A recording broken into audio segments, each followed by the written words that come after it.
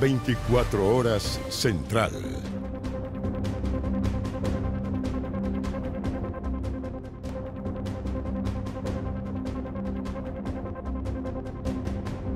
Buenas noches, bienvenidos a las noticias. Una estación de metro cerrada y daños evaluados en 2.400.000 pesos son parte de los destrozos que dejaron los vendedores ambulantes en la estación del metro La Cisterna. Sin embargo, no hubo detenidos. Para las autoridades no hay duda, se trata de mafias. Se pasaron, ustedes pasaron, de verdad.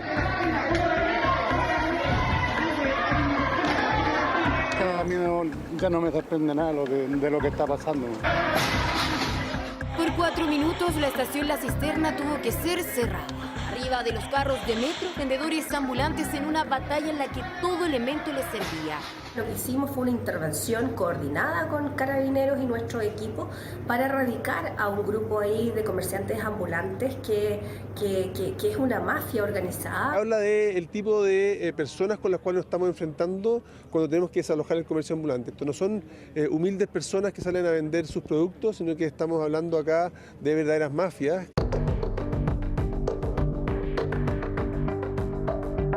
Carcasas de celulares, golosinas, ropa, artículos variopintos que ofrece el comercio ilegal en el metro. Hace una semana ya se denunciaba cómo estos se habían apoderado de la estación La Cisterna. Las 4 de la tarde, y esta es una postal frecuente en la estación La Cisterna del metro. Lo que podría ser perfectamente un puesto de la feria está instalado acá, no en un pasillo o en el acceso del recinto, en pleno andén. Tras los destrozos, la mañana de este miércoles volvemos a la estación de la línea 2. En los andenes no hay vendedores ambulantes, pero sí evidencia de los daños. Queremos ver qué pasa en otras estaciones. Y a veces se ponen a discutir y cosas. Sí, a veces cuando está lleno, pasan al medio, no respetan. 1, 2, 3 vendedores ambulantes encontramos en los andenes de Estación Franklin. Los encuentran en la salida a calle Placere, pero pasado el mediodía...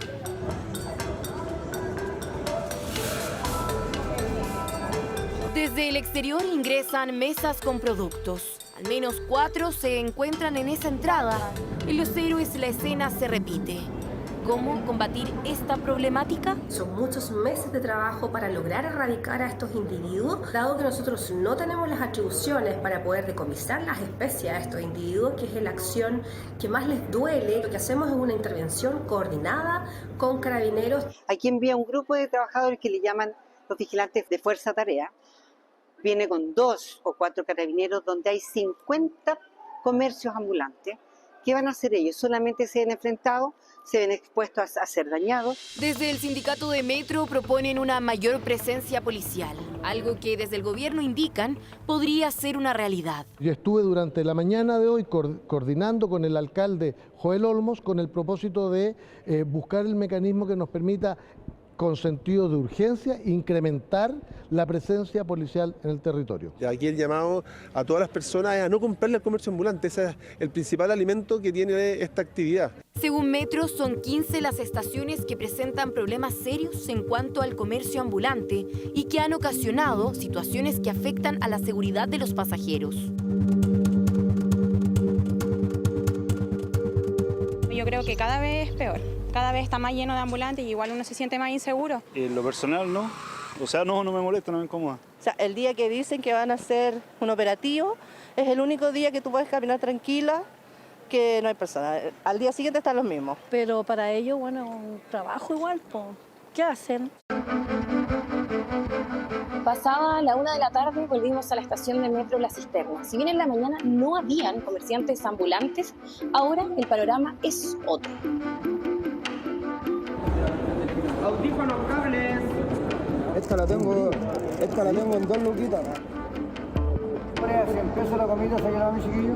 Entre las medidas para combatir el comercio ambulante en Metro se encuentra un acuerdo firmado entre la empresa, la Municipalidad de La Cisterna y la Delegación Presidencial para que inspectores municipales puedan entrar a la estación, fiscalizar y cursar multas, para así intentar acabar con un problema que parece difícil de erradicar. Hoy, en 24 horas Central. Y si me vienen con huevas alguien, somos los dueños de STF. No, por eso te digo. Porque aquí estamos haciendo una huevada que es delito. Esta huevada es delito. Y es la única manera de hacerlo. Ahí fue una conversación entre una mentirosa para que fuera puesta en evidencia, un fanfarrón y un neófito. ¿La mentirosa sería usted? Sí. ¿El fanfarrón? Luis Hermosilla. ¿Y el neófito? Daniel Sauer, si no sabía ni siquiera facturar. Yo reconozco absolutamente el delito de soborno.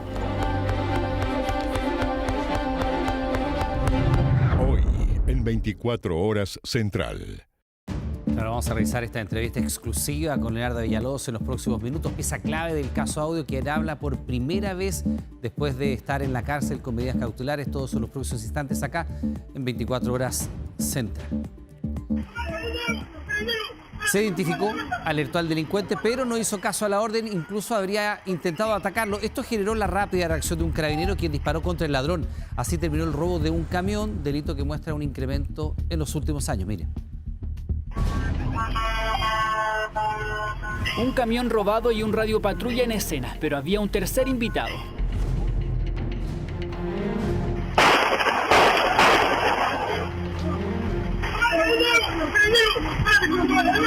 Yo sentí como una frenada de un auto así y llegó una patrulla. Llegó la patrulla primero y se puso delante el camión.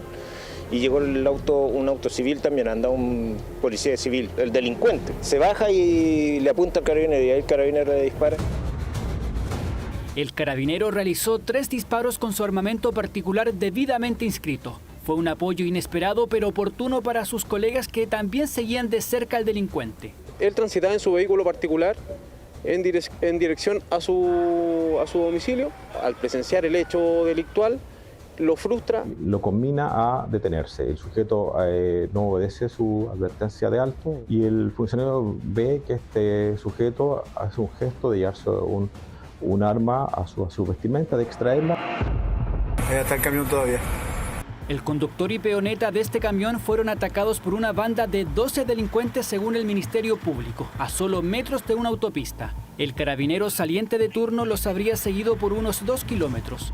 El chofer fue retenido y luego abandonado, mientras que su compañero quedó varado en la calle. Se constituyó un fiscal en el sitio del suceso para disponer las primeras diligencias.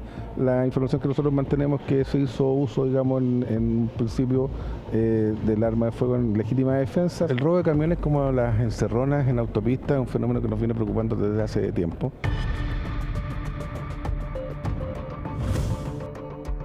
Los resultados del informe Victimización del Comercio muestran un aumento en los últimos años de quienes sufrieron el robo de mercancías en ruta. Cada vez son más los encuestados que enfrentaron ese tipo de delito. Preocupa bastante, hay otras zonas que los colegas son bien violentados. Para el retail y eso sí, ellos tienen que tener más cuidado. A veces unos van con pioneta, pero un pioneta tampoco hace la diferencia. Está complicado la calle. ¿Van 3 acá adentro?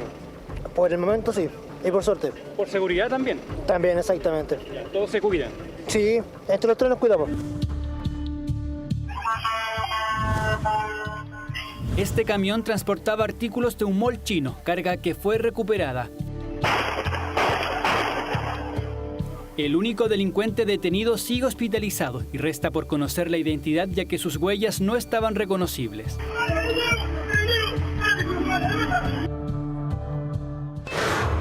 Ahora. Bueno, ya hay algunas zonas de la periferia de la región metropolitana donde está precipitando de manera bastante importante. Nos decía Iván Torres, atención porque esta noche puede caer lluvia entre 5 milímetros. Parece que sube un poquitito más la probabilidad durante la noche. Intensas lluvias en el sur. Iván Torres con nosotros acá en el estudio. Ayer 95 milímetros en Punta Arenas. Así es. Hay una estación, la aeropolicial de Punta Arenas, que marcó 95 milímetros. El Instituto de la Patagonia llegó cerca de los 80 milímetros. Una precipitación que fue muy intensa en Magallanes el día de ayer. Ahora están con superávit. Y acá en la región metropolitana, Santiago, ya está empezando a precipitar en algunas zonas. Hace algunas horas comenzó a precipitar en las comunas que rodean el Gran Santiago. Una situación que habíamos previsto, que comenzaba primero en el sector surponiente, como por ejemplo Melipilla, Talagante, toda esa zona, Buin, Paine. Incluso un par de tormentas eléctricas aparecieron por ahí por Maipú y también en el sector de Paine, situación que yo encuentro que ya está prácticamente superada, era un pulso. Ahora, ¿qué significa que se hayan registrado tormentas eléctricas? Que la precipitación no va a ser lluvia, van a ser chubascos. Eso significa que en algunos minutos puede caer una precipitación muy intensa para y sigue, y en otras áreas puede haber menos. Por eso que estamos hablando de una situación, me voy a acercar un poco acá a la imagen que tenemos, que vamos a proyectar muy pronto. La precipitación va a estar concentrada, son dos pulsos, el de ahora... El que estamos ya empezando a sentir. Y el que viene en la madrugada y que termina mañana, yo creo que al final de la tarde ya en Santiago Centro, y el resto de las comunas como el sector oriente en horas de la noche. Iván, ¿y qué pasó con este famoso escote del diablo? De alguna manera impidió que la precipitación fuera más generalizada el día de hoy. ¿Ya? Estaba la dorsal en altura, por eso que la máxima también fue bastante alta, 16 grados y algunas décimas. Pero ya en Santiago comenzó a llover en todas las comunas que lo rodean, la gran capital. Hay que pensar también, cuando está este famoso escote, que se crea un clima de ciudad. La ciudad tiene energía, la ciudad tiene calor por los edificios, y eso impide que la precipitación sea más intensa. Por eso que primero se deja caer la lluvia en la periferia. Perdón, la concentración de edificios en altura también produce una suerte de microclima. Claro, produce calor y un microclima, se llama clima de ciudad, y eso es importante cuando los sistemas frontales son débiles, como este primer pulso. El segundo pulso, que viene a continuación, que está acá, ¿no es cierto?, ya se puede observar, va a llegar obviamente de lleno a toda la región metropolitana, con montos que han variado un poco respecto a ayer. Ayer hablábamos... Tú nos decías 5 y 15. Claro, 5 y 15. Yo creo que estamos hablando entre 7 y hasta unos 20 milímetros en precordillera, el sector sur de Santiago. ¿Por qué tanta variación? Porque son cúmulos, vale decir, nubosidad de arroyo vertical que dejan caer precipitación en algún sector más fuerte, en otro más despacio. La cantidad de agua corresponde más o menos a un sistema normal para esta época. Iván, no quiero hacerte discutir con otros meteorólogos, pero ¿por qué algunos están hablando hasta de 40 milímetros? Sí, bueno, ellos tienen otro sistema, la verdad que hay modelos libres, que son los modelos europeos, que dejan 40 milímetros, eso es cierto. Pero nuestro análisis indican que no debería caer esa cantidad. Ahora, no es la primera vez que me voy a equivocar en todo caso, pero nosotros confiamos plenamente... Ni tampoco va a ser la primera vez que otros exageran. También, claro. Confiamos plenamente en nuestro análisis. ¿Tu predicción es entre 5 y...? Entre 7 y 20, máximo. 7 y 20, ya. 7 y 20. Subió un poquito en relación a ayer. Claro, 3 milímetros. Ya, ahora, ¿y lo más intenso sería esta madrugada? Dos pulsos, en la madrugada y otro que va a ser mañana en la mañana. Okay. Y después ya en la tarde tiende a declinar. Ahora, yo estuve viendo un comunicado de la Dirección Meteorológica de Chile, Senapred, también coinciden que máximo 20 milímetros. Ya, solo para que no se giren de rosca alguno. ¿Qué ha pasado con la situación de anegamiento? ¿Es bien llamativo lo que ha pasado en Concepción? ¿Bien llamativo lo que pasaba en Punta Arenas? Mira, claro, ahora, Concepción hasta un par de minutos atrás tenía acumulado 25 milímetros, lo que es poco. Pero si tú te fijas, hay sectores que están limpiando los sectores de evacuación de agua llenos de hojas, y no es tanto lo que ha caído en Concepción. Sí, a rato ha llovido fuerte, pero se ha acumulado poco. Donde sí se ha acumulado bastante es al interior de Concepción. Los Ángeles, por ejemplo, lleva más de 40 milímetros. Eso también provoca que el agua comience a deslizarse de la precordillera hacia el sector de los valles. Pero en general Concepción no ha tenido tanta cantidad de agua para las inundaciones que hemos visto, que yo creo que corresponde finalmente a una poca preparación para esta lluvia, que es tal vez la más importante del otoño. Ya, vamos a ver cómo se comporta, si está dentro de los rangos que nos dicen entre 7 y 20. Entre 7 y 20. Hasta dentro nos queda más que Iván Torres, muchas gracias como siempre. Nos vemos. Que estés muy bien. Fíjese que una abogada del Consejo de Defensa del Estado denunció a un colega, ¿por qué? Por acoso sexual. Esto luego que le grabara videos por debajo de su vestido, evidentemente sin su consentimiento. El organismo inició un sumario, pero la funcionaria denuncia que no se catalogó este hecho como un delito. Para Ruth es difícil hablar de esto. Accede a conversar con nosotros únicamente para denunciar lo que para ella ha sido un actuar negligente de un órgano del Estado, y no quiere que otra funcionaria pública vuelva a sentirse desprotegida como ella. Yo llegué a trabajar al Consejo de Defensa del Estado el año 2019, poco después de haber terminado mi práctica profesional y de haber egresado de la universidad. Se desempeña como abogada analista, pero en diciembre vivió un episodio que derrumbó su entusiasmo por el trabajo. Una mañana varios funcionarios se reunieron en una oficina de la Procuraduría Fiscal de Santiago, en este edificio, a pasos de la Moneda. Estábamos observando la venta de unas joyas que había ingresado una persona externa, y yo me encontraba reclinada hacia un escritorio. Sin imaginarlo, pasó de una instancia de cordialidad entre compañeros de trabajo a sentirse vulnerada. Se aprovechó de que yo me encontraba a espaldas de él y realizó grabaciones de la zona íntima de mis glúteos utilizando un aparato celular de propiedad fiscal. Ella dice no percatarse en el momento de lo sucedido. No fue hasta que 2 compañeras de trabajo la alertan e incluso toman esta fotografía como evidencia. Ellas lo observaron, aprovecharon de sacarle la fotografía e incluso se interpusieron entre mí y este sujeto para que parara de realizar esta conducta. Este es parte del testimonio de una de las compañeras de trabajo y que consta en un sumario interno del Consejo de Defensa del Estado. No me consta si efectivamente le estaba o no tomando fotografías a Ruth. Lo que sí me consta es que en varias ocasiones ponía su teléfono con la cámara apuntando debajo del vestido de Ruth. Luego la retiraba, miraba la pantalla, hacía algo muy corto con los dedos y volvía a poner el celular por debajo. Se presentó una denuncia interna por acoso sexual, lo que dio inicio a un sumario. En el transcurso de este, el propio acusado reconoció el hecho. Fue una reacción impulsiva carente de cualquier criterio. Me motivó la curiosidad atendida a que ella es atractiva. El funcionario, además, reconoce haber grabado 2 videos. Respecto a lo que hice con los videos, puedo señalar que el lunes siguiente al llegar a la oficina, y ante el temor evidente de que se pudiera ver el material, lo eliminé del teléfono. Durante la investigación interna, Ruth fue separada de su oficina habitual y se le asignó teletrabajo. Asegura haberse sentido sola y desprotegida. Encontraba que fuera injusto que fuera yo la aislada, como si hubiera sido yo la que cometió un acto así de pervertido y degenerado. El hecho de apartar a la persona denunciante sigue siendo una revictimización y se le sigue afectando, ¿cierto?, en vez de estarle acompañando, así como también el hecho de no realizar la denuncia del delito, se entiende por quien se está viendo afectada, ¿cierto?, que sus espacios laborales en realidad no están siendo seguros. Para la funcionaria, lo peor vino al término del sumario, ya que a su denuncia no se le asignó el carácter de delito. Los hechos investigados y que fueron materia de los cargos no son constitutivos de acoso sexual, sino que de un acto atentatorio en contra de la dignidad de la denunciante. La resolución, que además fue firmada por el presidente del Consejo de Defensa del Estado, solo concluyó con la suspensión por 3 meses del funcionario acusado. La conducta del funcionario debe ser reprochada mediante una sanción proporcional a la falta cometida. La ley Karin tiene una palabra que es súper específica que habla de requerimientos en connotación sexual. Y entiendo que esto fue parte de lo que resolvió la investigación del Consejo de Defensa del Estado al señalar de que no era acoso sexual propiamente tal. Sin embargo, también es cierto que los distintos tratados internacionales o el concepto que se tiene de acoso sexual en el resto de las otras normativas sí incluye este tipo de acciones como acoso sexual. Ruth acusa una serie de negligencias en el sumario que se llevó a cabo. Considera que fue víctima de un delito, por lo que para ella esto debió ser denunciado al Ministerio Público por parte del Consejo de Defensa del Estado. Eso me parece inaceptable porque siento que es una de las obligaciones principales y que siempre se debe tener presente por parte de un funcionario público. El Ministerio de la Mujer y Equidad de Género ofició al Consejo de Defensa del Estado sobre las medidas que se han tomado por este caso.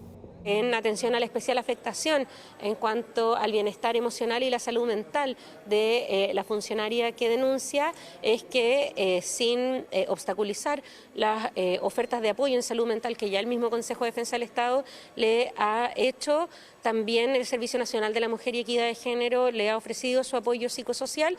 A través de un comunicado, el Consejo de Defensa del Estado afirma que la denuncia fue tramitada debidamente y que aún hay recursos pendientes por resolver. Desde que tomó conocimiento de la situación, esta institución ha adoptado medidas tendientes al resguardo y protección de la funcionaria y ha enviado los antecedentes que han sido requeridos por el Ministerio Público y el Ministerio de la Mujer y Equidad de Género.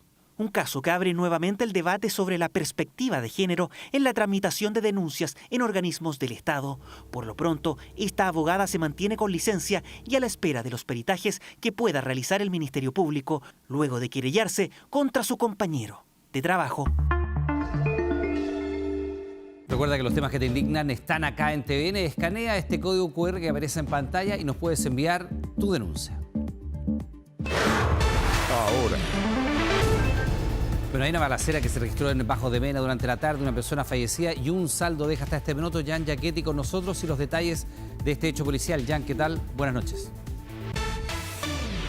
Hola, buenas noches, Iván. Se trata de un hombre de 59 años que ha fallecido en medio de esta balacera y también otro de 26 que está herido. Está en el Hospital Sotero del Río, trasladado de urgencia, luego de haber sido impactado por varios disparos. En este caso se está tratando de encontrar a las personas que realizan estos disparos. Serían una cantidad indeterminada de delincuentes que se movilizaban en un vehículo, identificaron a las víctimas que estaban compartiendo muy cerca de un local comercial, en este caso del hombre adulto, el de 59 años, y ahí finalmente es cuando los identifican y les disparan al menos en 17 oportunidades. Eso al menos es lo que señalan los mismos vecinos que han estado en estos momentos en sus casas, porque está realizando Carabineros una intervención al interior de Bajos de Mena, aquí en la comuna de Puente Alto. Están con carros lanzagases, también lanzaaguas, y los C9 de Carabineros realizando los peritajes para poder encontrar más evidencia. En este caso, casquillos de los disparos, en este caso, que quedaron esparcidos por el sitio del suceso, en donde ocurrió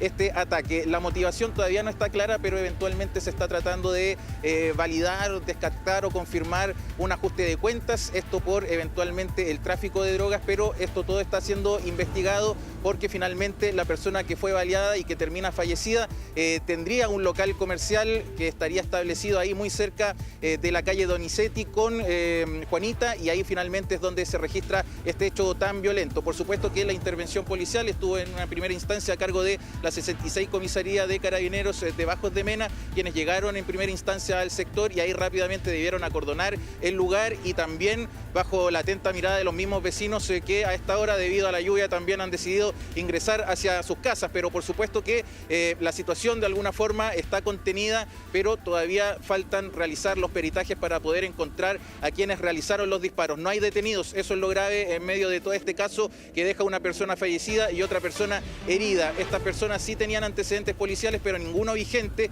Por supuesto que eso también llama la atención en medio de toda esta situación. Todavía hemos visto que hay patrullajes preventivos en el sector, seguramente para poder dar con el paradero de estas personas que dispararon, y por supuesto también la revisión de cámaras de seguridad, que va a ser crucial para poder identificar bien a estos homicidas. En este caso también están tratando de buscar el vehículo en el cual se movilizaban, que se dio a la fuga en dirección desconocida en medio de los mismos vecinos que a eso de las 6 de la tarde estaban compartiendo en la calle. Nosotros vamos a continuar muy atentos a la evolución de esta noticia, por supuesto, Iván. Sí, claro, llama la atención además, Jan Yaquetti, el alto poder de fuego de los delincuentes, disparos en ráfaga, 17 impactos de bala. Nos quedamos atentos a esa investigación. Buenas noches.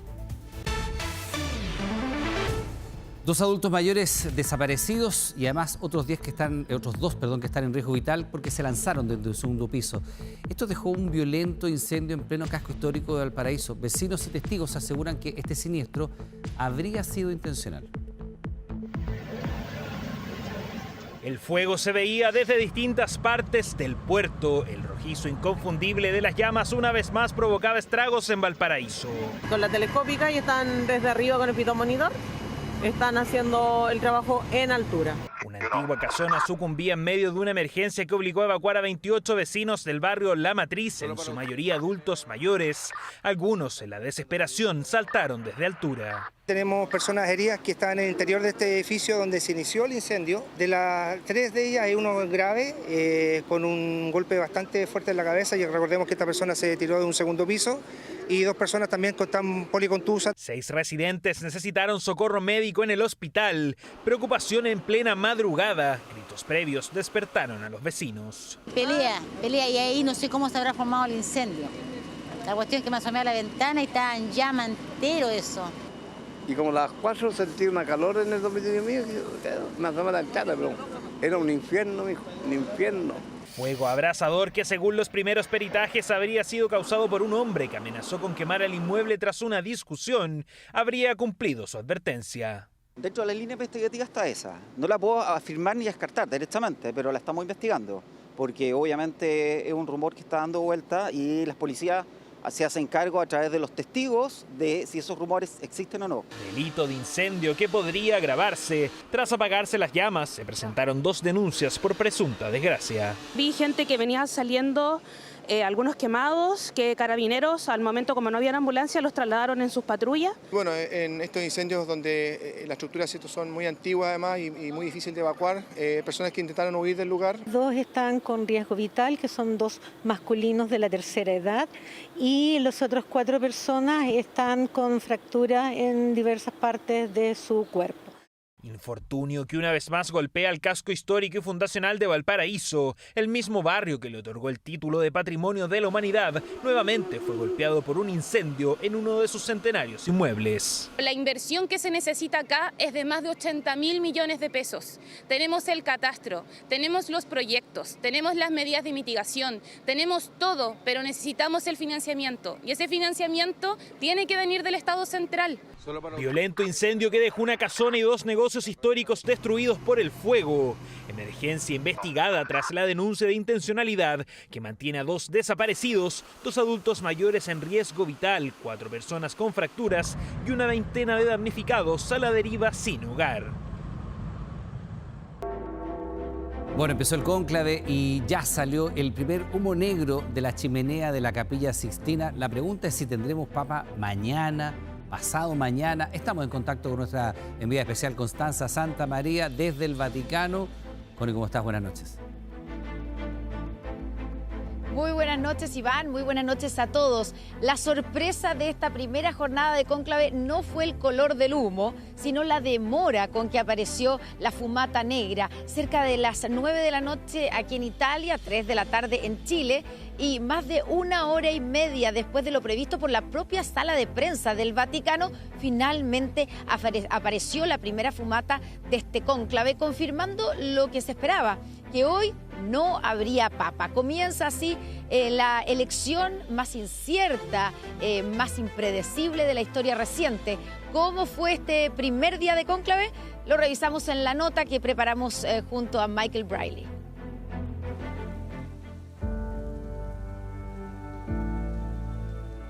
Con lluvia empezó el primer día de cónclave. El agua, eso sí, no impidió que la gente llegara a la Plaza San Pedro.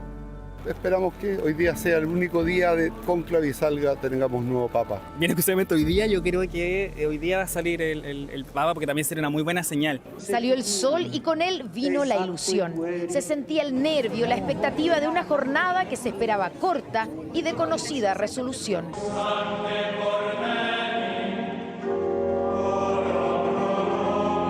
10:30 de la mañana en Chile. Los 133 cardenales ingresan a la Capilla Sixtina en una procesión cantando las letanías. Afuera ondean banderas de distintos colores y países que nos recuerdan la cantidad de nacionalidades representadas en el cónclave. Los filipinos se hacían notar. Un cardenal filipino es una bendición, un milagro, una gracia. ¿Tagle? El cardenal Luis Tagle es uno de los llamados papables. Popular en las redes sociales, se viralizó cantando Imagine de los Beatles, un sacerdote progresista al que muchos llaman el Francisco de Asia. Tagle es un gran evangelizador, es un hombre encantador. También como Francisco cautiva los corazones. Cuando habla, cuando evangeliza, la gente lo adora. Es un hombre muy, muy especial. La pregunta sobre él es sobre la gestión y también las 3 cosas que un papa tiene que ser, ¿no? Evangelizador en jefe, un estadista y un gobernador. Y son los segundos, el segundo y el tercero, que alguna gente se pregunta si realmente él tiene esa habilidad. El juramento de los cardenales fue otro momento del día. El primero que juró fue el cardenal Parolin, que además de presidir el cónclave es uno de los que entra como favorito.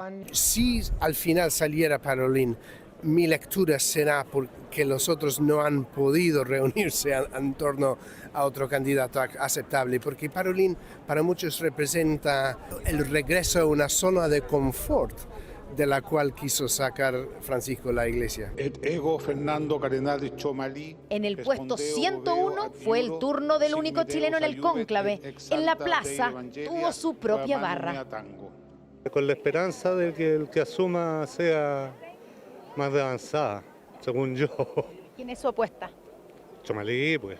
Hacer barra a nuestro cardenal Chomalí. ¿En serio? Sí, porque de hecho es uno de los que no es favoritos. Entonces tú sabes que entra papa, sale cardenal. Aprecio mucho a Monseñor Chomalí, así que si él saliera yo estaría encantado, pero es la primera mención que he visto. Extra omnes. En este momento importante porque se ha pronunciado hace muy poco el extra omnes, que significa en latín fuera todos. Por tanto, ahora la Capilla Sixtina es el lugar donde los cardenales van a elegir al Papa, van a efectuar la primera votación.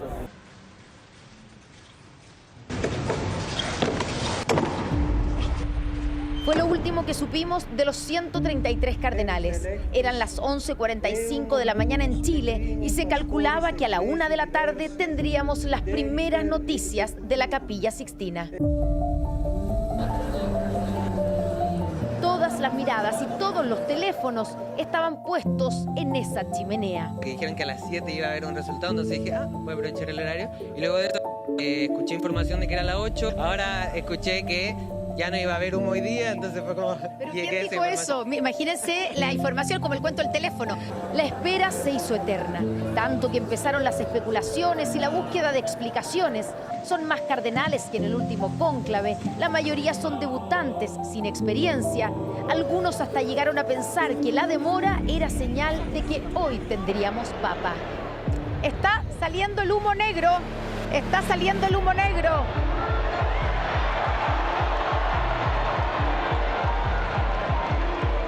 Dos horas después de lo previsto, finalmente ha salido el humo negro, confirmando lo que se esperaba, que en este primer día de cónclave no hay un nuevo papa.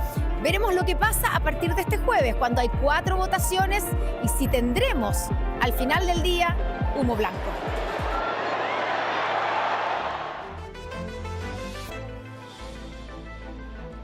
Bueno, así termina esta primera jornada y como tú decías, Iván, la gran pregunta es ¿cuánto tendremos humo blanco? Así como hoy día nadie se aventuraba a decir que podría haber papa en esta primera jornada, todos aseguraban que la fumata iba a ser negra, también hay muchos que están esperando el humo blanco para mañana en la tarde o a más tardar el viernes en la mañana. Y claro, la razón es súper clara, dicen, sería una mala señal que se extendiera el cónclave más allá del viernes en la mañana, porque sería una señal de división y los cardenales tienen conciencia de eso, tienen la presión de dar una señal de unidad. Bueno, este jueves tenemos 4 o podría haber hasta 4 votaciones, 2 en la mañana, 2 en la tarde y la primera fumata que podría aparecer, si que fuera blanca, sería a las 5 de la mañana hora chilena, aproximadamente a esa hora. Y por supuesto, Iván, que vamos a estar siguiendo minuto a minuto lo que esté pasando aquí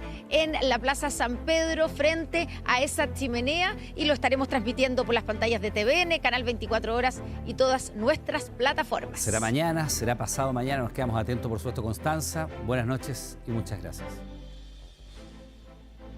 Buenas noches. Vecinos atacados, denuncias que se triplican en un año y perros sueltos en plazas y parques en la comuna de Lo Barnechea. El municipio anunció mayor fiscalización y aumento de sanciones para enfrentar la falta de tenencia responsable.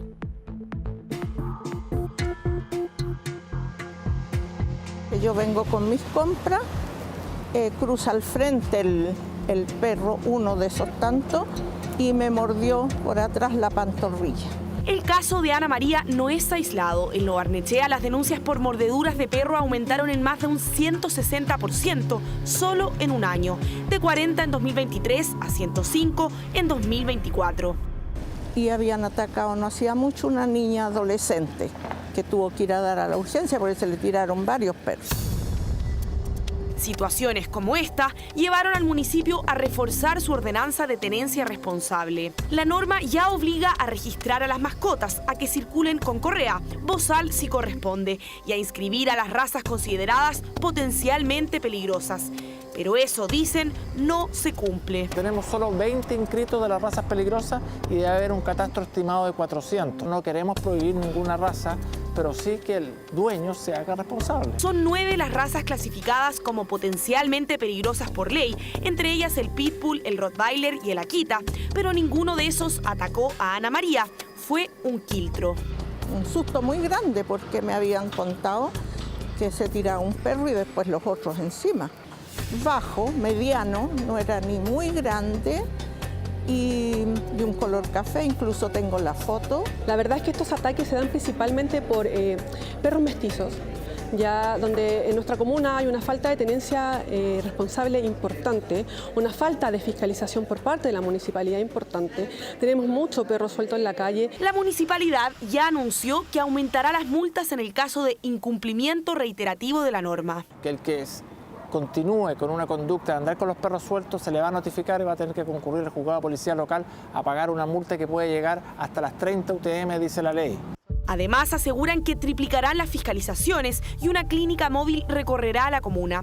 Los vehículos de seguridad serán equipados para hacer el chipeo gratuito y reforzar el catastro de mascotas. Sin embargo, la educación es el mayor desafío. Son dueños a los que no les importan los perros, son dueños que obviamente no hacen una sociabilización de los perros adecuada, no le enseñan, no andan con sus correas, no tienen un entrenamiento adecuado, no se preocupan de eso. Entonces sueltan a perros desde que los tienen desde chiquititos o más grandes, se generan estas manadas y andan sueltos en la plaza, son perros que son reactivos. Que tener un perro no sea un riesgo, sino una responsabilidad asumida con todas sus consecuencias. Este miércoles se inauguró una plataforma online del Juzgado de Policía Local para facilitar las denuncias por ataques de perro que no requieren la asesoría de un abogado para así acercar la justicia a los vecinos.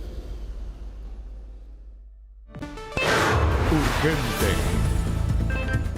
Tenemos información de último minuto que queremos compartir con ustedes porque se ha perdido a esta hora. Hay un operativo que está en pleno desarrollo de emergencia por la desaparición de lo que estamos viendo en pantalla, un avión. Es un avión, hasta el momento lo que se sabe, que se perdió del radar a la altura de Curacaví. De hecho, bomberos de esa comuna han confirmado estos operativos en sus redes sociales. La información preliminar, nuestros equipos ya están en camino hacia el lugar. Señala lo siguiente: se trataría de un avión ambulancia civil con 8 pasajeros a bordo. Iría desde Santiago a Arica y por supuesto se dice que cerca de Lampa se habría el contacto perdido y declarado esta emergencia. Estamos con David Maldonado, quien ha ido recabando más información y ya está llegando hasta el lugar. David, ¿cuál es la situación y la información que a esta hora podemos decir sobre la pérdida de contacto con este avión ambulancia civil? David.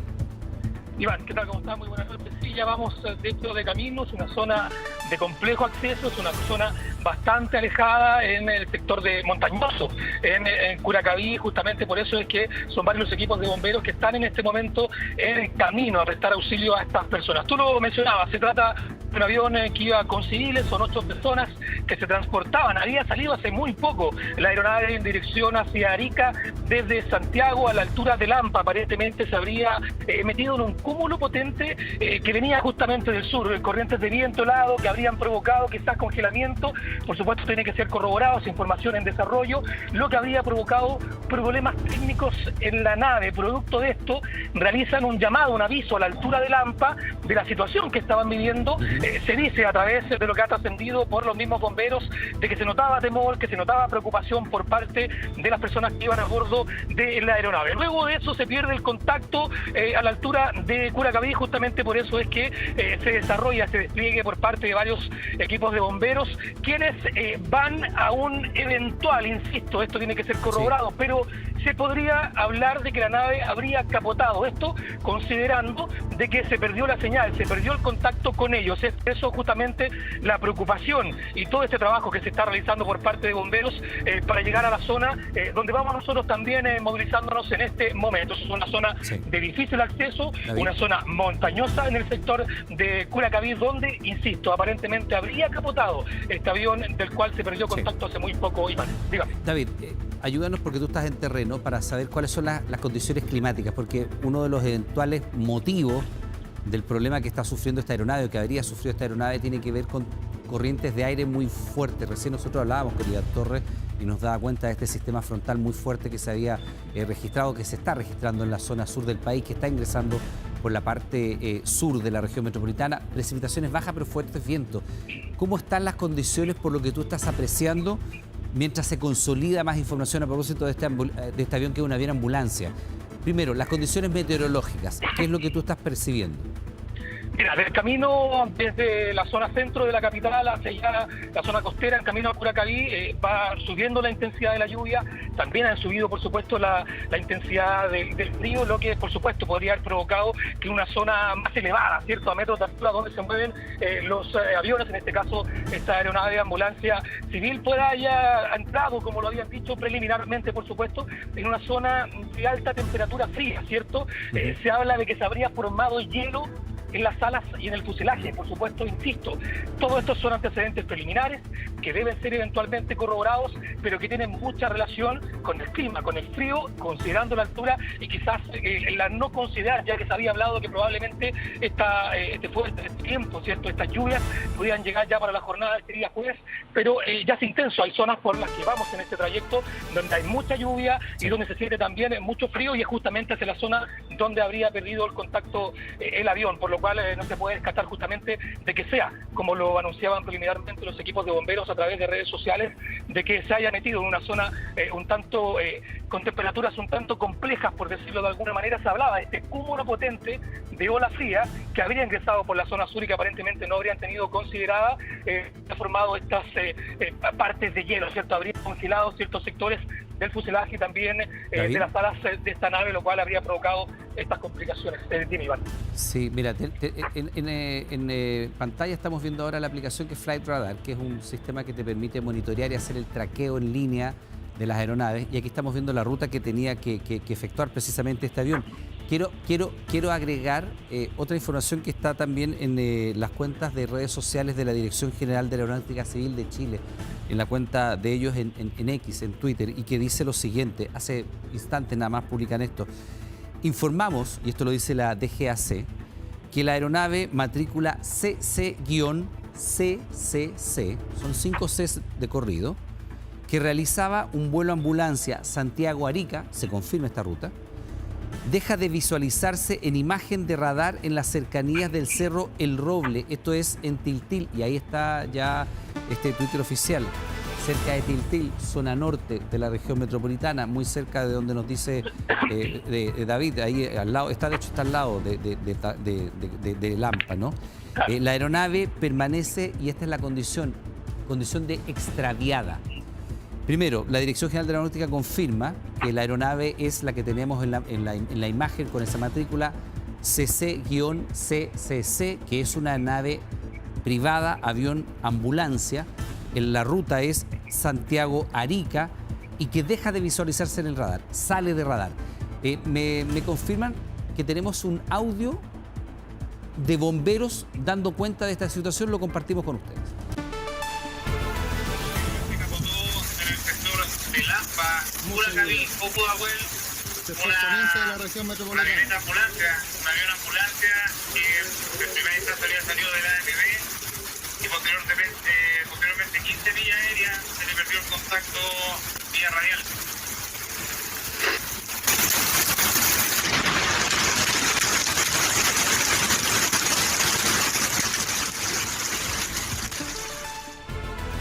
Mire, adicionalmente, ese es el avión exactamente, este avión ambulancia. Podemos decir que en este trayecto, David, se confirma que es un avión ambulancia y que a bordo de él irían al menos un médico, que es una condición fundamental para el vuelo de un avión ambulancia, dada la gravedad eventual del traslado, un TENS, que es personal sanitario, el paciente y algunos familiares. Se habla de 2 familiares. Probablemente a esto haya que sumar también la tripulación, con lo cual uno llega más o menos a la cantidad de personas, David, que se señala irían en este avión ambulancia, que son 8 personas. Vamos a reiterar la información mientras tú te vas acercando al lugar. Tenemos a pantalla dividida Flight Radar, que nos muestra el trayecto que hacía Santiago-Arica, este avión ambulancia. A pantalla derecha, la nave en lo particular, con la matrícula respectiva que ya confirma la Dirección General de Aeronáutica Civil, y la información oficial que hay hasta este minuto dice lo siguiente. Se informa, y esto lo hace la Dirección General de Aeronáutica, que la aeronave con la matrícula CC-CCC, que realizaba vuelo ambulancia Santiago-Arica, deja de visualizarse en la imagen del radar en las cercanías de Cerro El Roble en Tiltil. David, vuelvo contigo porque precisamente tú estás cerca de Lampa y Tiltil está ahí colindante, de hecho con Lampa está al lado, es en la zona norte de la región metropolitana donde eventualmente se habría producido, o sea, lo que sí sabemos es que se deja de captar su imagen en el radar. ¿Qué pasó allí? Si efectivamente capotó esta nave o si tuvo que hacer un aterrizaje de emergencia, eso todavía no le podemos confirmar. Sí confirmamos que es un avión ambulancia, David, que iba con 8 personas a bordo, Santiago-Arica, y que sale de radar a la altura de Tiltil. Cuéntanos tú lo que estás percibiendo, lo que estás viendo a esta hora tú que estás en camino.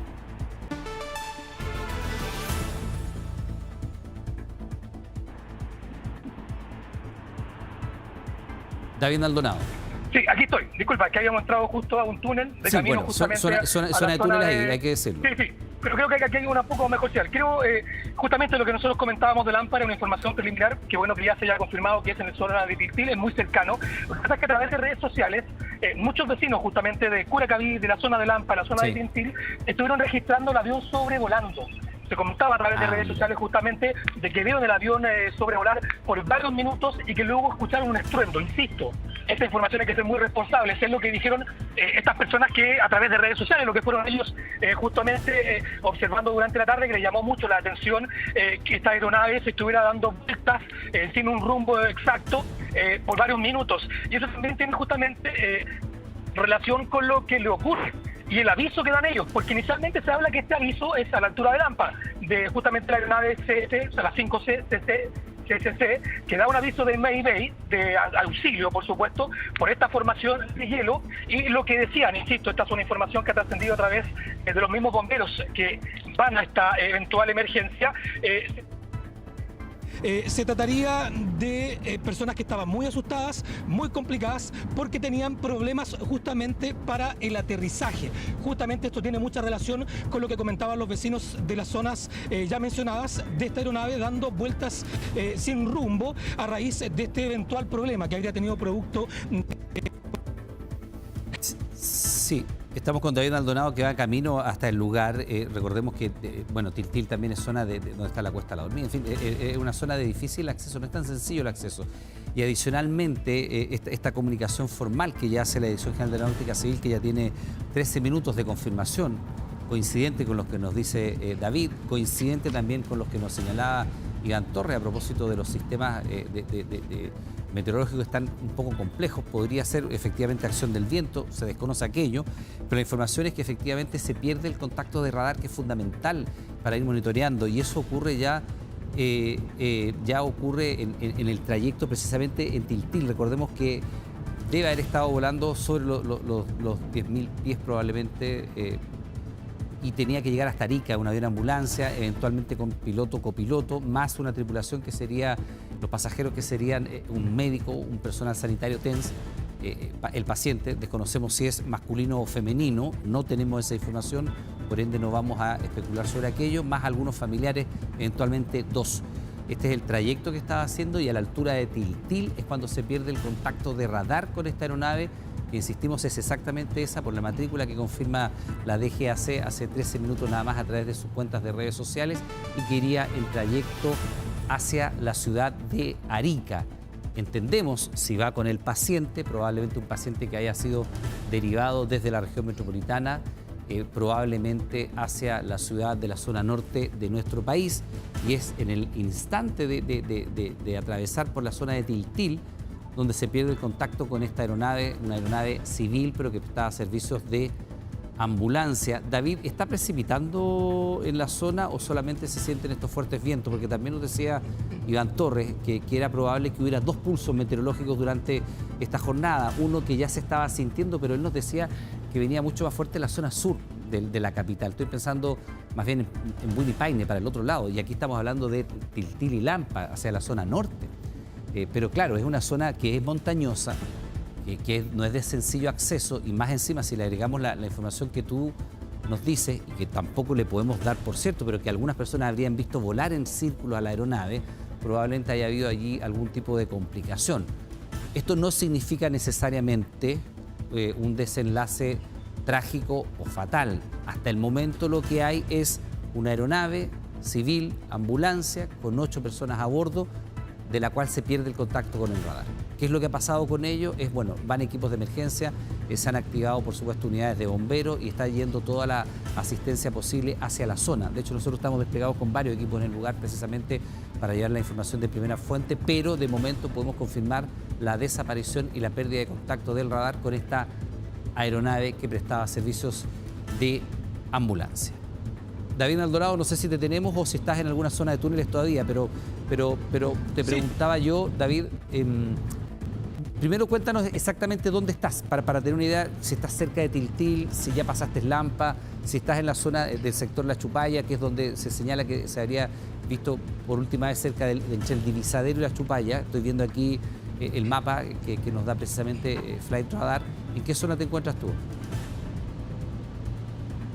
Justamente vamos a la altura de la zona de La Chupalla, paralelo, por supuesto, por la autopista, la ruta 68, en dirección a la escuela de La Viña, que es donde está el ingreso a la zona. Nosotros estamos viendo justamente el mapa preliminar que nos envían, donde fue encontrada la última vez la señal de la nave. Es bien alejado, es una zona bien compleja, montañosa, cordillerana, por supuesto, también en Curacaví. Pero claro, ahora vamos a la altura de La Chupalla, donde habría estado sobrevolando la nave. Hay altas precipitaciones a ratos, por supuesto, ustedes lo pueden ver también en imágenes. Hay estos focos de lluvia bastante intensa, hay tramos donde baja un poco la intensidad, pero sí es constante, es una lluvia constante, hace mucho frío también y es a la misma altura. Estamos justamente ahora bordeando el sector de La Chupalla, que es donde tú decías que se pierde por última vez la señal. Sí. Hace unos minutos vimos pasar bomberos, pero hasta ahora vamos de camino, les vamos contando más antecedentes, por supuesto, Iván.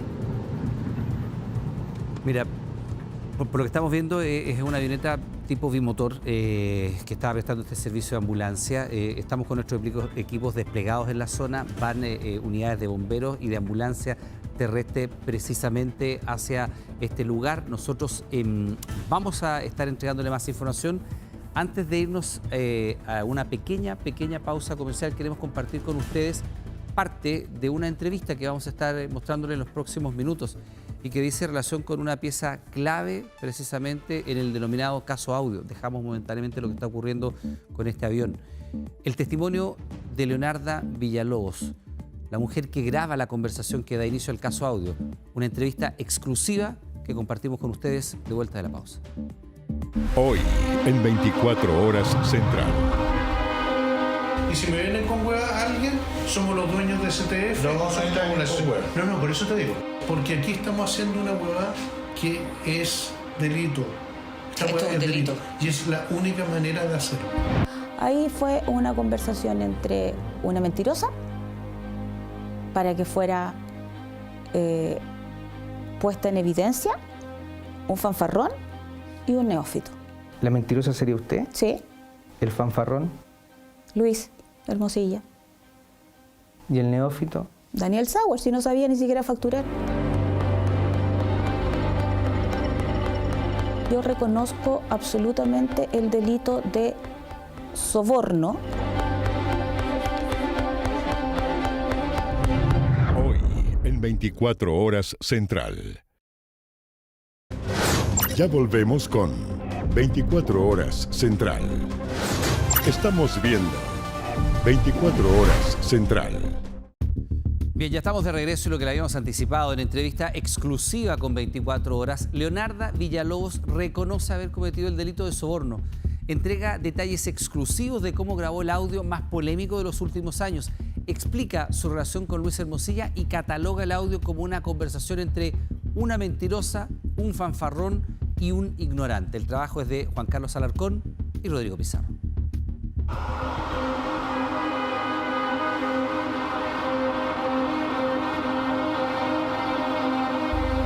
Y si me vienen con hueva alguien, somos los dueños de STF.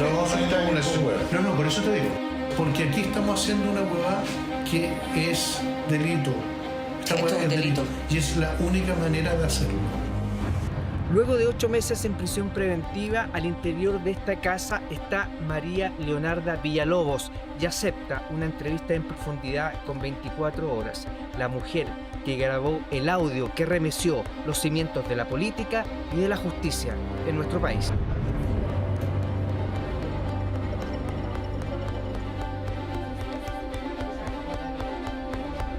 María Leonarda, muchas gracias por recibirnos en tu casa. Ya son 7 días desde que saliste de prisión preventiva. ¿Cómo han estado estos días? Bien, muchas gracias. Estar con la familia, estar con mis hijos, estar con mi marido y estar con mis amigos, eso ha sido. Tratemos de resumir este caso que comenzó el 22 de junio del 2023, cuando usted graba este audio. ¿Por qué lo grabó? ¿Por qué lo grabé? Esto se inició unas semanas antes, cuando yo tuve acceso al expediente de la unidad de investigación de la CMF, la Comisión para el Mercado Financiero. Cuando se libera ese expediente, yo me doy cuenta de varias situaciones que a mi parecer eran bastante complejas.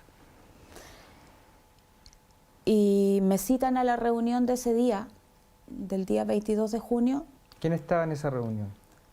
Daniel Sauer y Luis Hermosilla. Grabé como una necesidad de poder dar a conocer lo que había descubierto y lo que estaba ocurriendo, para que la persona que yo creía inocente, lejos de toda esta estructura, pudiera hacerse responsable de resarcir el perjuicio a las personas que estaban ahí involucradas. Que era Rodrigo Topper. Ya vamos a ir a eso, pero la calidad del audio es muy buena.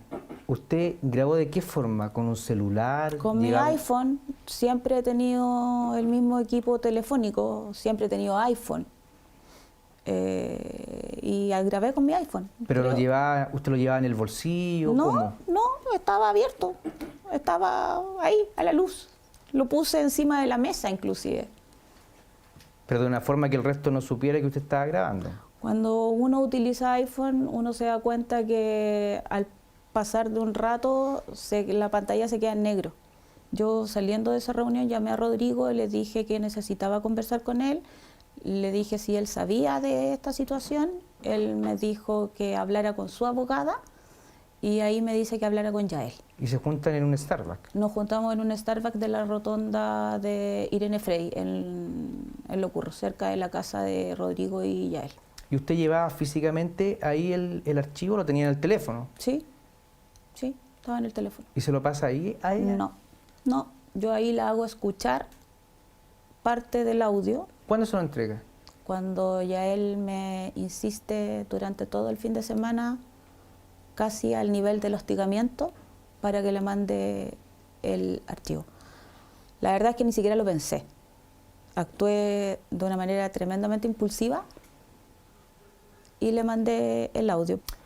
Y Rodrigo Topelberg aseguró ante el tribunal que él, en noviembre del año 2023, envía ese correo a CIPER y a la Fiscalía.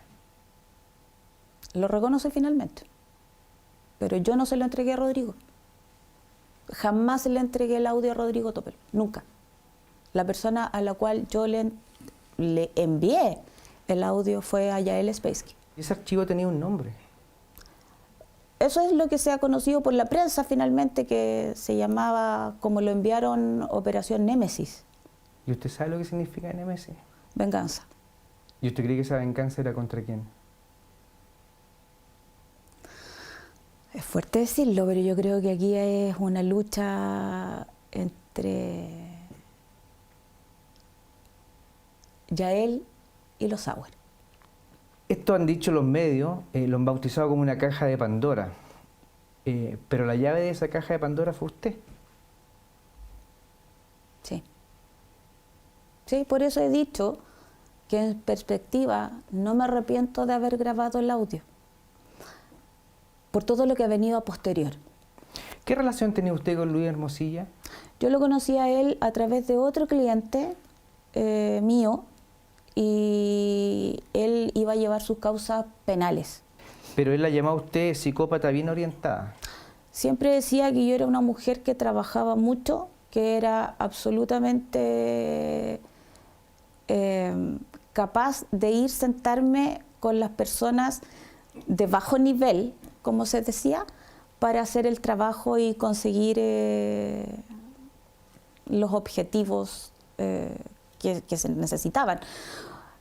Habitualmente nadie... Perdón, ese objetivo que se necesitaba es un delito, o sea, coimear a funcionarios del Servicio de Impuestos Internos, de la Tesorería General de la República, pagarle... Es que ahí hay que hacer una disquisición.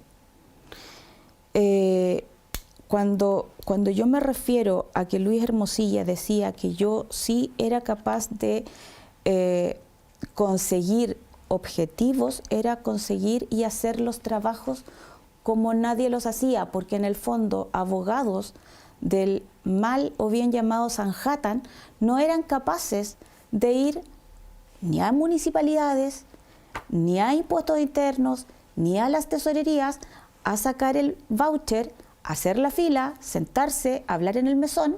Ya, pero usted está formalizada por delitos tributarios, soborno y lavado de activos. Yo estoy formalizada y yo reconozco absolutamente el delito de soborno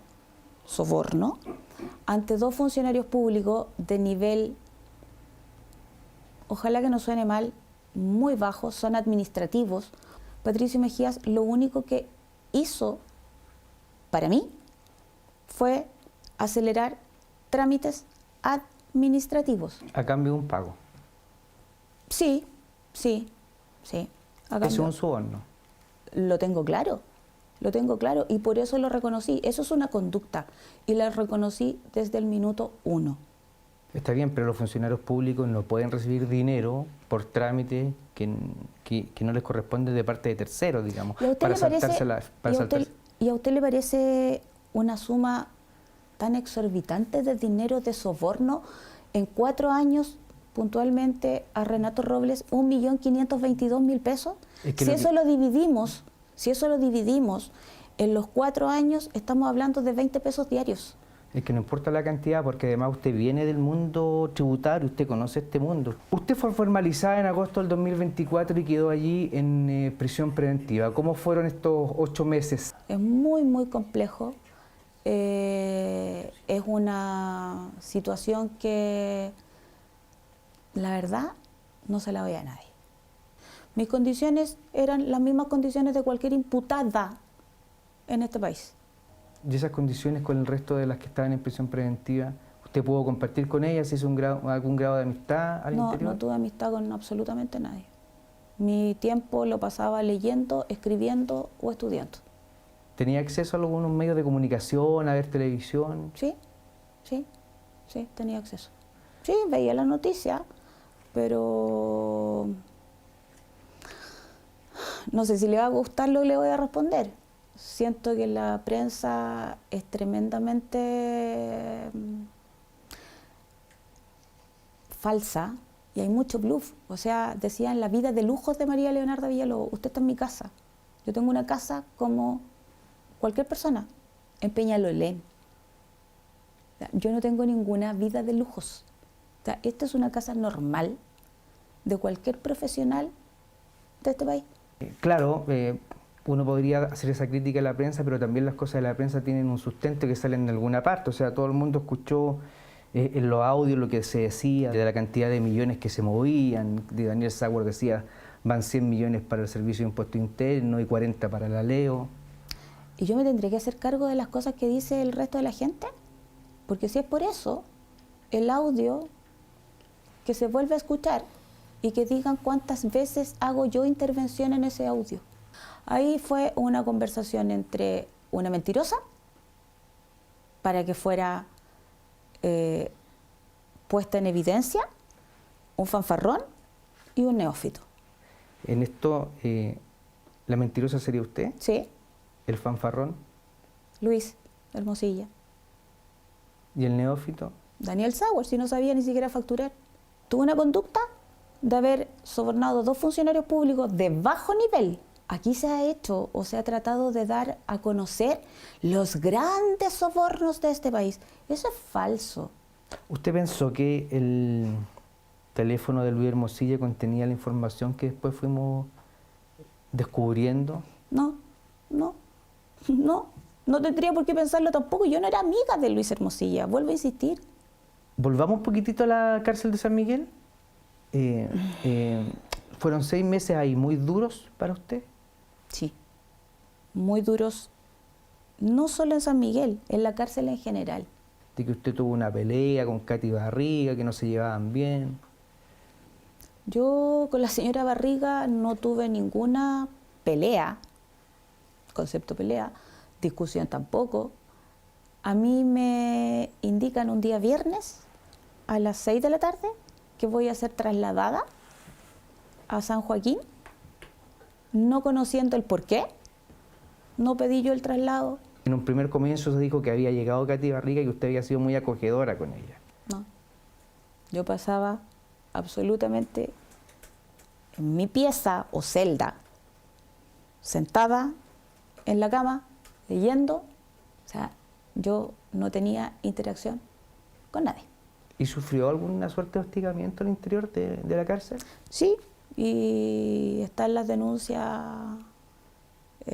pertinentemente hechas y de las cuales no me voy a referir porque es un proceso complejo. Perfecto. Y después cuando usted la traslada, entonces no es cierto esto que se dijo por los medios de que usted había tenido una pelea por una suerte de artefacto con Katy Barriga. Yo lo único que recuerdo es que antes de ser trasladada, el día jueves a las 6 de la tarde hubo una reunión en el módulo donde se llamó porque el hervidor efectivamente se había descompuesto, o sea, se había quemado y había que pagar una cuota entre todas las personas que ahí estábamos para comprar otro hervidor.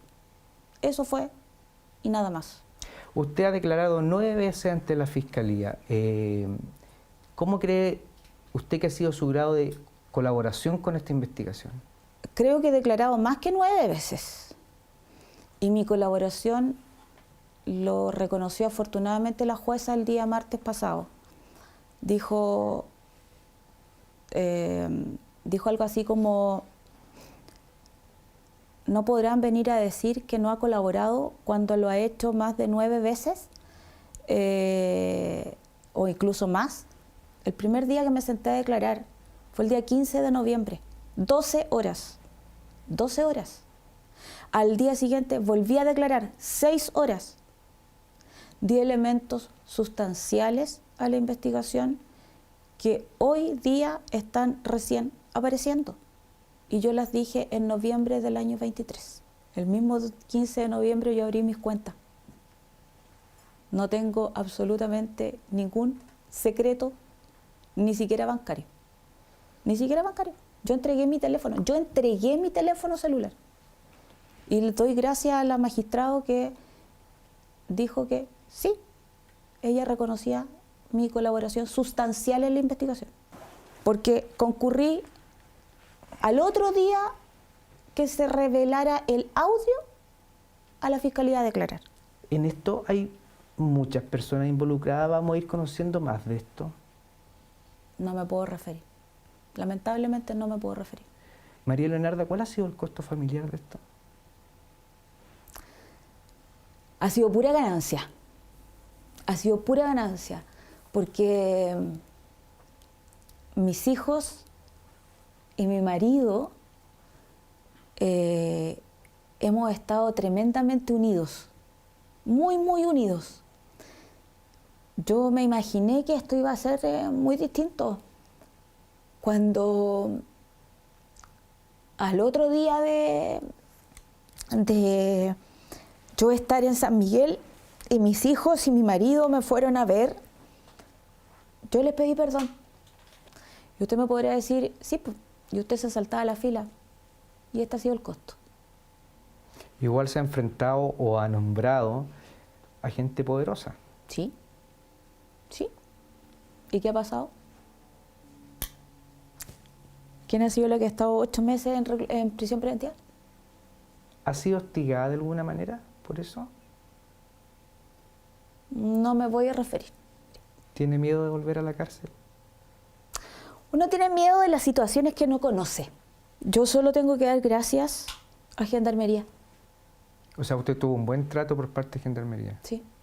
A propósito de Gendarmería, se filtró también, a propósito de filtraciones, un informe de ellos que dice que usted es borderline e histriónica. No sé si supo, leyó eso. Sí, lo leí. Sí, lo leí.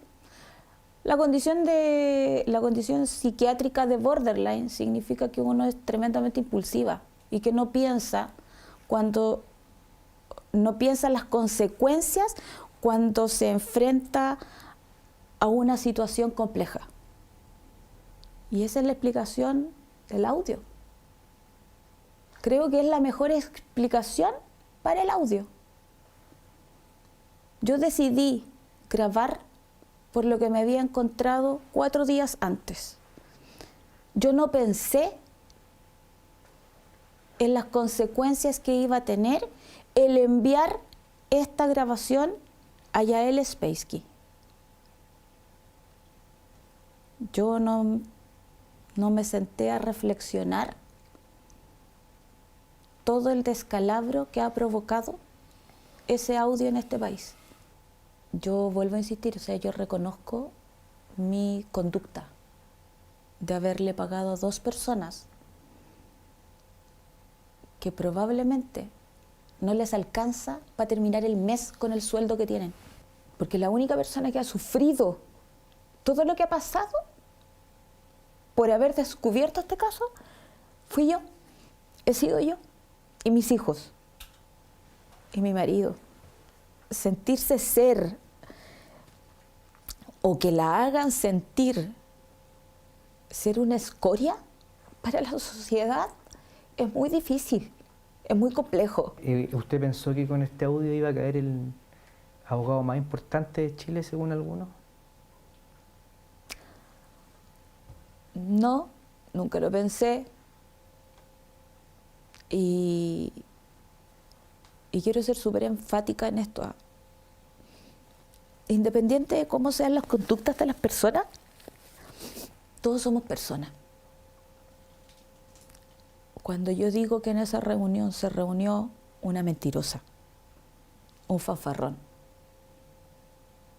y un ignorante, por decirlo así, no es falso. No es falso. En el mundo de los abogados, y probablemente en el otro mundo también, cada cual quiere presumir más que otro. ¿Por qué? Por ganarse clientes, por ganar las causas, no lo sé. La verdad es que no lo sé. Pero siento que esto ha tenido un costo muy duro para todos. Para todos. Y no me alegro por nadie de las personas que estamos viviendo esto. Le agradezco la franqueza de esta entrevista. Muchas gracias. Ya volvemos con 24 Horas Central. 24 Horas Central. Ya estamos de regreso a las noticias. Estos son los rostros presidenciales que aparecen en la última encuesta CEP. Y los candidatos de la oposición ocupan los 3 primeros lugares. Evelyn Matei lidera el estudio y por el oficialismo, Carolina Toá, que figura quinta en la muestra, es la candidata mejor posicionada de su sector. 7 son los candidatos presidenciales que aparecen en el ranking de la encuesta CEP, cuestionario presidencial que midió a las diversas alternativas entre los meses de marzo y abril. Pregunta amplia que provocó que en la lista incluso figurara el presidente de la República o el recién proclamado Franco Parisi. Encuesta que lidera Evelyn Matei con un 15% de las preferencias, la postulante en competencia que además es la que suma mayor conocimiento público. Yo quiero agradecer humildemente la confianza de tantos chilenos y quiero decirles que estamos trabajando con mucha seriedad, con mucha convicción para poder ofrecerle a nuestro país nuevamente futuro. La medición mostró que el podio pertenece a los candidatos de oposición porque a 4 puntos de Matei en el segundo puesto se ubica el republicano José Antonio Kast y con 6 puntos porcentuales en el tercer lugar Johannes Kaiser. Ambas cifras son miradas con atención porque juntos Kaiser y Kast superan a la candidata de Chile Vamos. Valoramos que José Antonio Kast se consolide como una de las principales alternativas presidenciales, siendo el que más sube respecto a las mediciones pasadas. Eso refleja que su mensaje de orden, convicción y futuro está conectando. Hoy día la campaña no ha partido y yo creo un error empezar a adelantar los debates presidenciales. La encuesta es bienvenida, pero nosotros también tenemos nuestros números que hoy día nos avalan y nos permiten hoy día para ser claros y firmes en decir que no nos bajaremos. ¿Qué ocurre con los candidatos que competirán en la recién inscrita primaria del oficialismo? Carolina Toa, quinta en la tabla general y quien hoy no quiso referirse a la muestra, lidera en su sector con un 4%, mientras que Jenner Jara y Gonzalo Vinter empatan con un punto porcentual. El resultado que muestra hoy día en los 3 primeros lugares a la ultraderecha y a la derecha nos tiene que motivar a poder realizar la mejor primaria posible a todos los que somos candidatos. No ha empezado el partido. Son 11 contra 11, los dos arcos son del mismo tamaño y en la encuesta CEP tampoco es que la derecha esté marcando 80, la candidata Matei marca 15. Aparecen con una preferencia bastante elevada, digamos, y que tenemos como sector político, si usted quiere, un desafío notable. 6 meses faltan para la votación y el 52% de indecisos es la cifra que demuestra que la elección está más que abierta. Más de la mitad de los encuestados no sabe o no responde, cifra que según el estudio no solo obedece al aún lejano proceso de noviembre. La gente no está revelando sus preferencias. Lo acabamos de ver, ¿cierto? Un 50% de las personas no sabe o no contesta sobre quién le gustaría que fuera presidente. Quizás porque no lo tiene claro, porque todavía hay muchos candidatos, porque todavía no se han resuelto las primarias, por ejemplo, de la izquierda.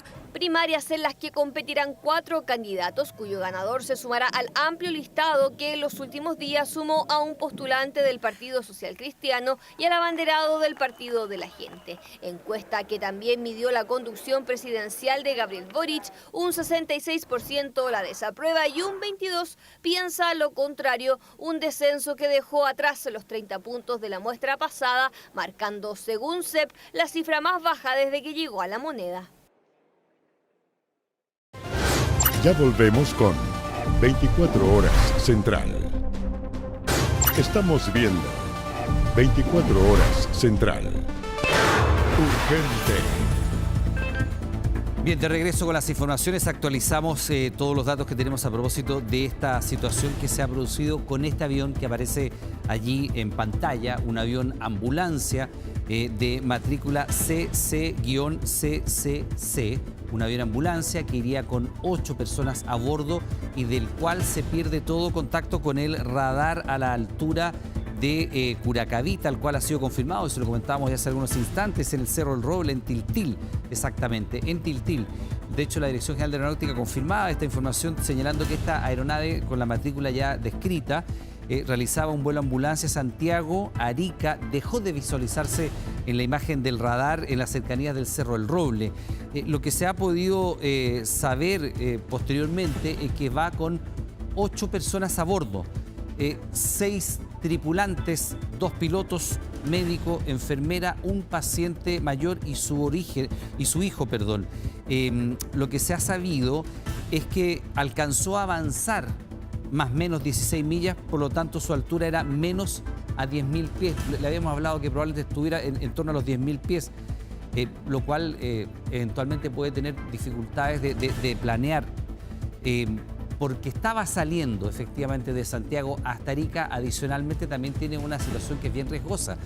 Está, por supuesto, con sus estanques de combustible full cargados.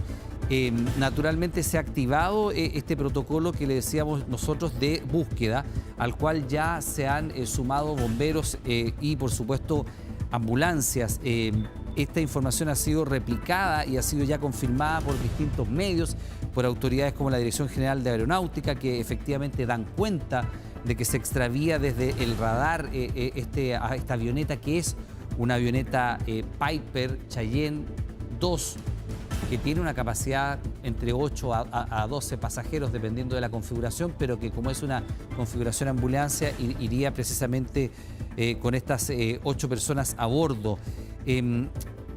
Desaparece el radar, no se ha hablado todavía de que haya capotado, pero efectivamente es una situación de búsqueda la que se está dando. Es una zona que es de difícil acceso. Estamos con él, confirme que el alcalde Cristian Hernández. Alcalde, primero que nada, buenas noches, muchas gracias por estar con nosotros. No sé si me escucha bien, alcalde. Bien. ¿Alcalde? Sí, yo escucho muy bien. Perfecto, alcalde, ¿cómo está? Buenas noches, gracias por estar con nosotros acá en el canal 24 Horas en Televisión Nacional de Chile. Si nos puede entregar la información a propósito de los datos que tenga actualizados sobre el operativo de búsqueda que hay en torno a esta aeronave.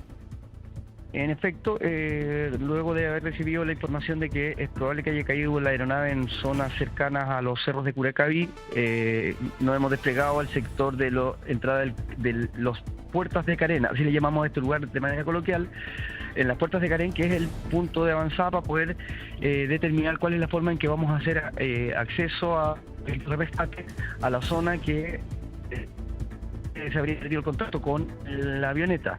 Debo hacer mención de que la información que tenemos es en extremo confusa.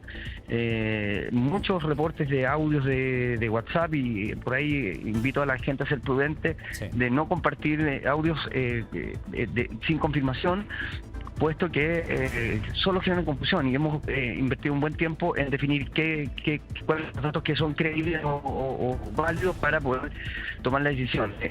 Una reunión del equipo de rescate, el comandante de bomberos de Curacaví, que está definiendo cuál va a ser la forma y el camino para subir, dado que la suposición que tenemos que en la zona en que podría haber, en la zona que se perdió el contacto con el avión, es una zona de muy difícil acceso, muy remota, a mucha altura, pero que además para poder acceder a ella hay que pasar por un camino que es muy precario, condiciones climáticas de lluvia, es muy probable que todavía esté un poco más deteriorado.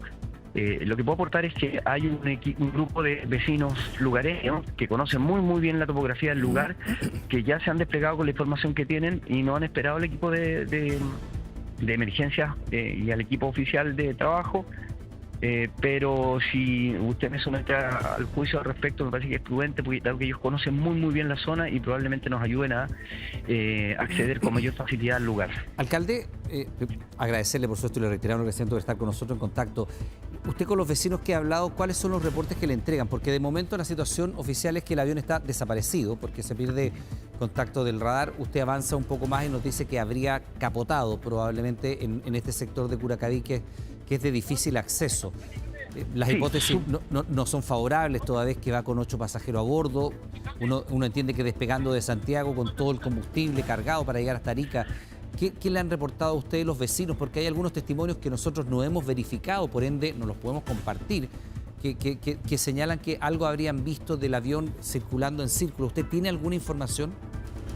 No, o sea, sí compartimos también la recepción de mucho mensaje. Algunos de ellos son medianamente creíbles, pero no tenemos la misma previsión de no dar credibilidad en tanto no tengamos acceso al lugar, pero al menos todos coinciden en que habrían visto el destello de luz de un accidente, o lo que se presume un accidente. Hay algunos que son mucho más explícitos respecto de cómo vieron en los movimientos de un avión y cómo habría incluso algunos que relatan la colisión con otro avión.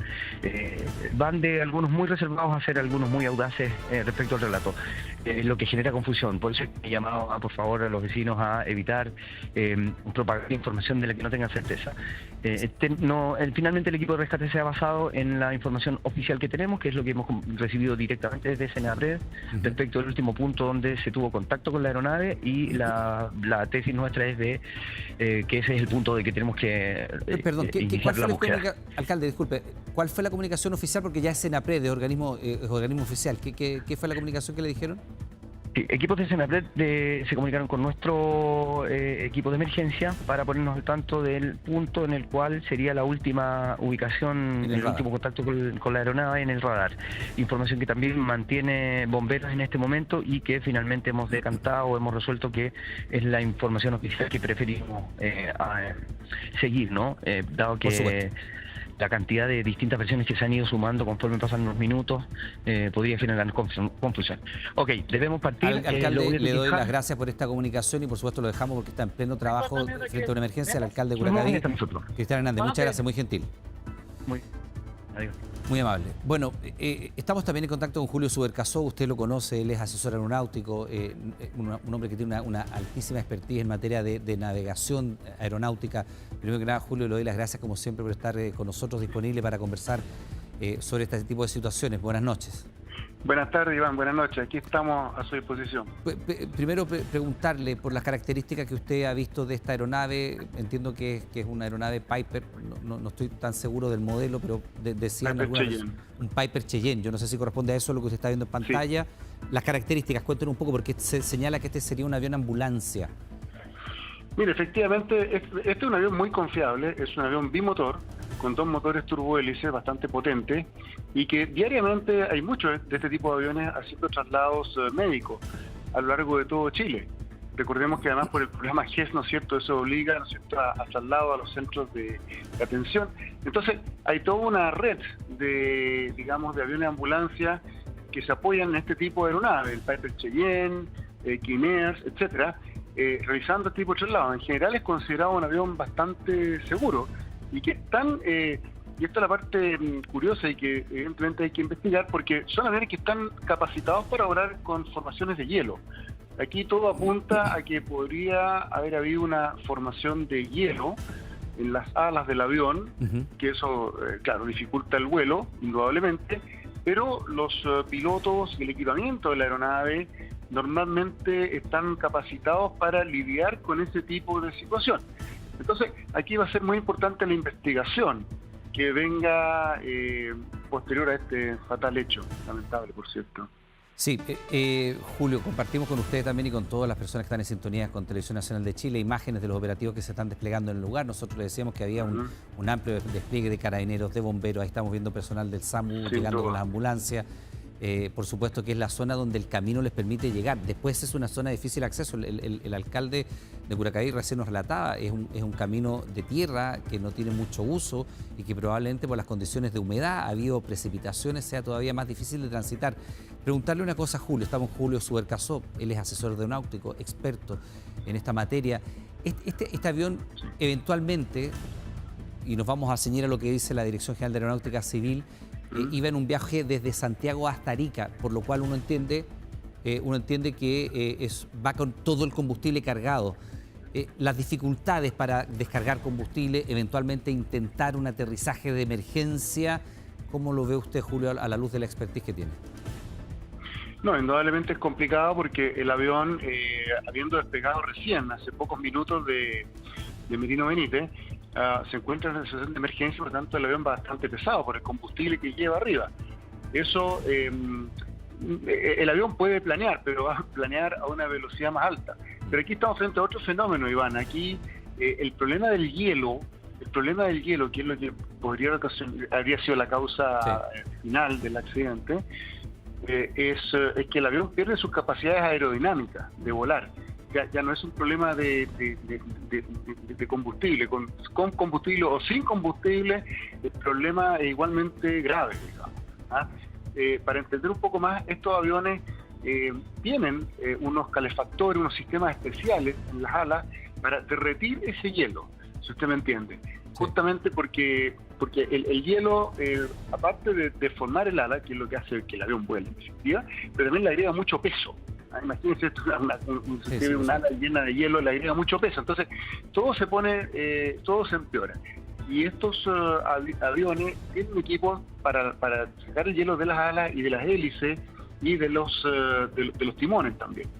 Y eso habría que ver por qué podría haber fallado en esta aeronave en particular. Los pilotos, por otro lado, están entrenados para lidiar con este tipo de situación. Sí, claro.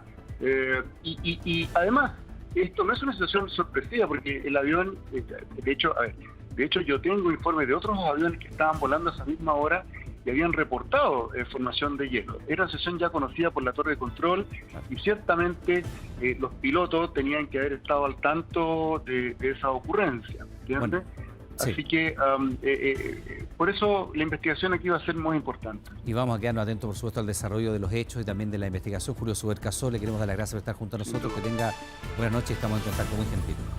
Ya, Iván, cuando se le ofrezca. Buenas noches. Bueno, con esta información estamos terminando las noticias. Por supuesto, nuestros equipos están desplegados en terreno, se está realizando toda la labor de búsqueda que nosotros le damos cuenta a través de nuestro canal 24 horas, de nuestras plataformas digitales. Por supuesto, vamos a estar actualizando toda la información. Como siempre, le damos las gracias por estar junto a nosotros. Sigan nuestra sintonía. Llega un nuevo capítulo de Flor. Que tengan muy buenas noches.